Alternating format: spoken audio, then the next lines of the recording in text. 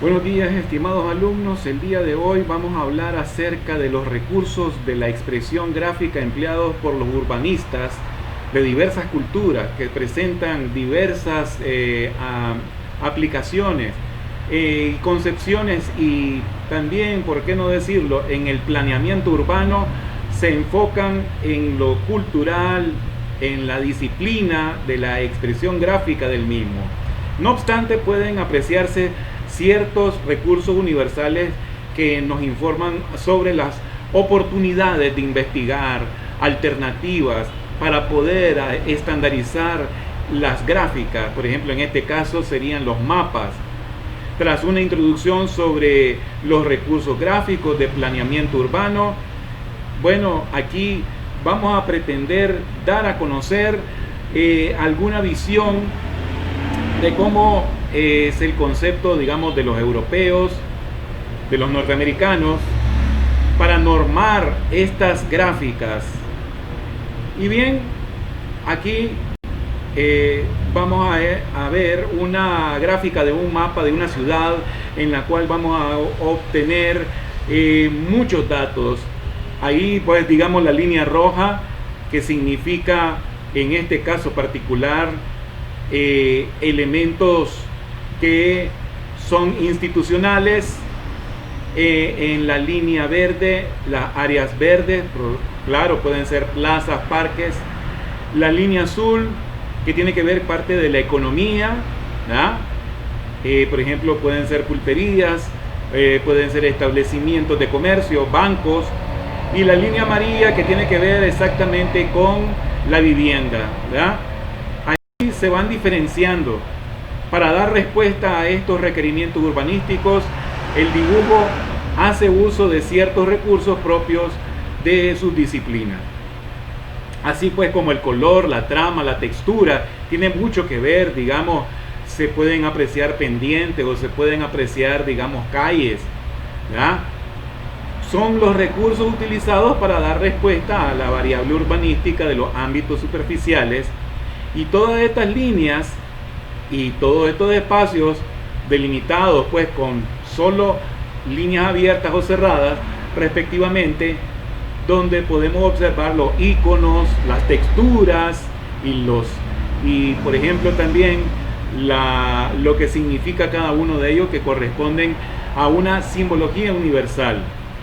El color, la trama, la textura constituyen un fuerte recurso gráfico en el planeamiento urbano.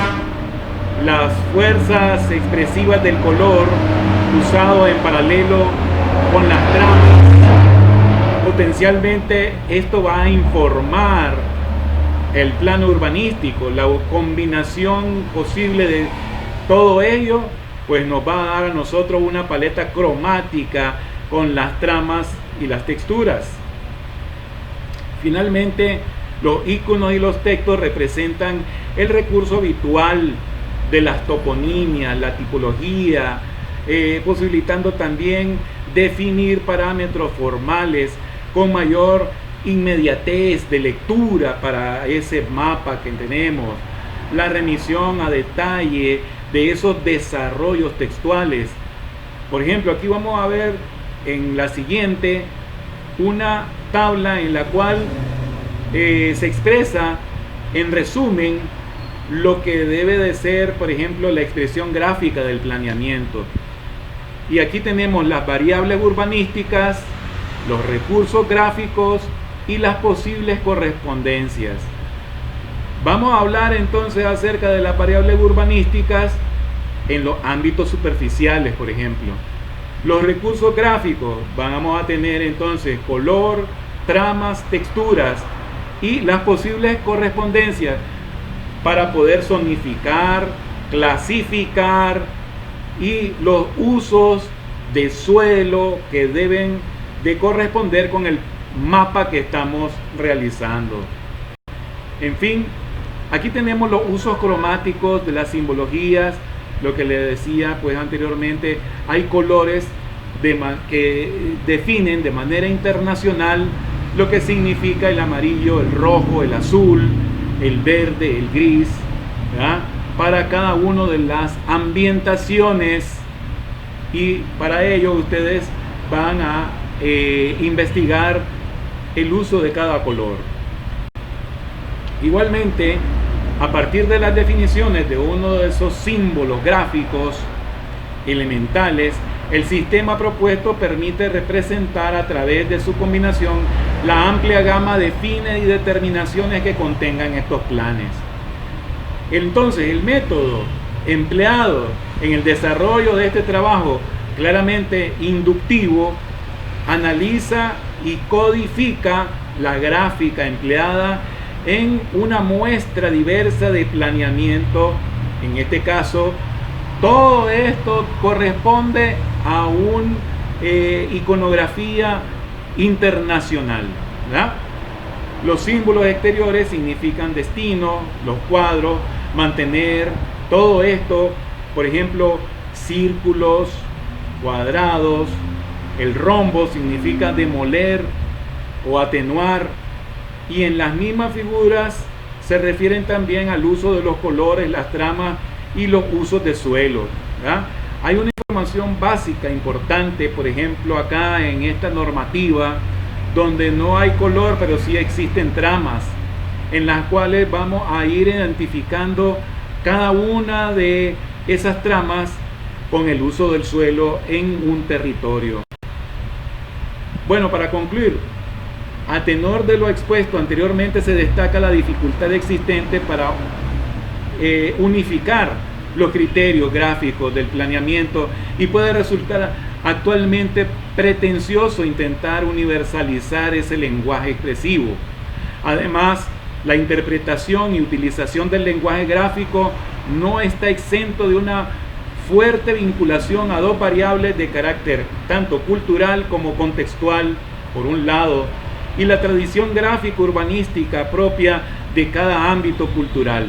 Se impone entonces la presentación del planeamiento urbano para cada uno de los urbanistas. En este sentido, cuando estas dos circunstancias, lo tradicional y la regulación, convergen en un determinado ámbito, parece posible proponerse algunas pautas de representación comunes, ya que sin haber sido explícitas, existe una fuerte convergencia en la representación gráfica. Y en este caso particular, también vamos a tener un nuevo recurso que sería la SIG, ¿verdad? Que son los sistemas de información geográfica, que los podemos encontrar también en la web, ¿verdad?